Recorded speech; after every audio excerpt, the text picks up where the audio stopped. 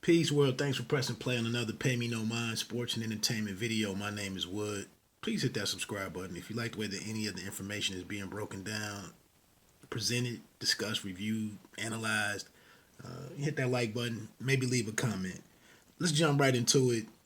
Of course, in the aftermath of the Los Angeles Clippers getting bounced from the playoffs in the Western Conference semifinal round at the hands of the young guns, the Denver Nuggets. We're tearing apart.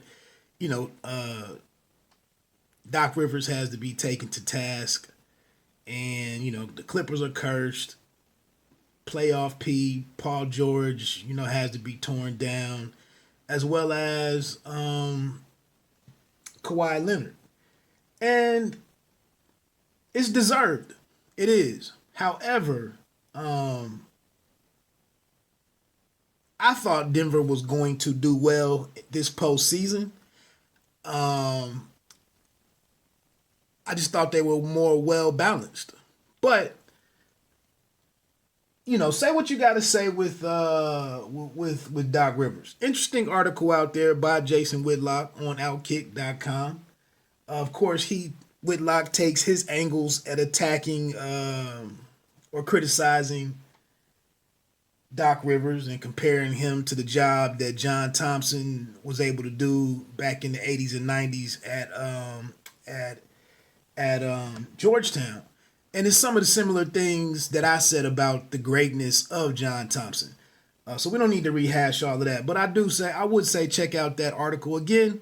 I'm not a hater, an unconditional hater of people. I can read people's content, such as a Jason Whitlock, and take the good stuff and kind of, overlook or ignore, tolerate the things that I might have an issue with, as long as they don't go too extreme. But I think it was fair criticism of Doc Rivers, because at the end of the day, in sports, same thing with Naomi Osaka at the U.S. Open. You can make all the stances that you want to take and speak your mind and so on and so forth. But at the end of the day, as an athlete, as a figure in professional sports, you have to deliver. You have to do your job well. Osaka has 7 masks. As a result of her dominance on the court, she was able to wear all 7 masks and then still tell people to kiss her ass after the fact. The people that hated on her. So, but getting back to Kawhi Leonard, man. Kawhi Leonard is what I always thought he was. He's been in a his travels in the NBA have been all in his favor. To end up on the Spurs, I believe he was traded from the Pacers. To end up on the Spurs, to be the third guy there, with Parker, with Coach Pop's system, with Coach Pop, with a Hall of Fame guy, a top 25, top 20, top 10 all-time NBA player, whatever he rates, in Tim Duncan. Manu Ginobili, that team culture, he was able to thrive in that situation. And I still, when he bounced, I mean, nobody cares, but I still look at it like everything was on his shoulders, and he seemed to not really want that.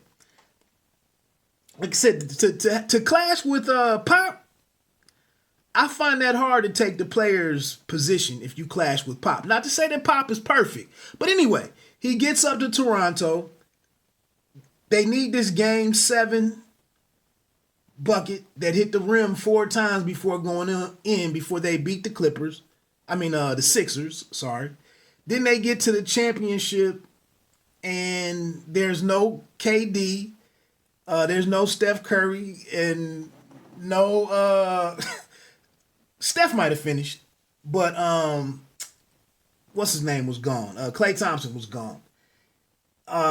So everything has fell in place for this man. Now he's been getting better, but for him to go to LA, one, he picks the wrong guy in Paul George. This is part of the brilliance. If you want to say it's not, you feel free to say so. But this is part of LeBron, how strategic he is.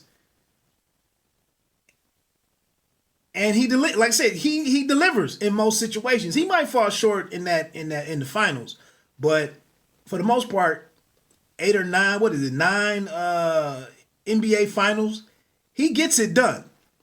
But the pieces weren't all there in Los Angeles. And for him to, for Leonard to handpick Paul George as the guy to be beside him, huge error. Huge error. They brought in Reggie Jackson. I could have told you about that, brother. Shamit was young. Beverly can only do so much. And all of this put more and more of the onus on the shoulders of Kawhi Leonard. And he was allowed to be a specialist for the most part in San Antonio. He was allowed to be a specialist for the most part in Toronto. Now he gets here and has to do way more stuff. He has way more duties and responsibilities for them to win. And I just think it didn't work out in his favor. And also coming into the Western Conference, where there's more a lesser path of resistance. Well, in the Western Conference, there's a greater path, a path of greater resistance. My bad. And you know, they got tripped up. And this is my personal reason why I don't really rock with the NBA too heavy, because he very easily could have stayed in Toronto. I know he's a SoCal guy and whatnot and wanted to get home to Los Angeles, but this is why I don't want my players putting all the teams together and making all the personnel moves. You look at him in Toronto with the arrival or the rise of Pascal Siakam. You saw Siakam when it got shifted to him this year. He's not that kind of performer. He would have been great alongside Kawhi Leonard in a second year. Then you also had Van Vliet. You had Kyle. Can't think of his last name. And then you had my man, the Nigerian cat, Serge Ibaka. So that was a more well-rounded team where he could have had Lowry and Van Vliet doing what they do. He could have remained a specialist, and he probably had a solid chance at another ring. But you go over here with these LA Clippers, and that's one very well-made point by Whitlock. Lou Williams doing his thing. Montrezl Harrell had some stuff going on early on. Hey, it is what it is. It's not that easy. LeBron makes this stuff easy, and I'm not the biggest LeBron fan, or definitely not the biggest fan of LeBron basketball. But LeBron makes all this stuff look really easy or doable, and it's really not. And Kawhi found out the hard way. He was working his tail off out there. The dude looked tired. He ran out of gas. It's the same situation with James Harden. You run out of gas. You can't play that perfect, especially once it gets to these 4 rounds of the NBA playoffs. You can't play that perfect. It can't be. LeBron is the only dude who can shoulder like 85, 90% of this, and still come through. Anyway, let me get on out of here, man. You don't have to be great to start, but you have to start to be great. Enjoy the rest of the playoffs.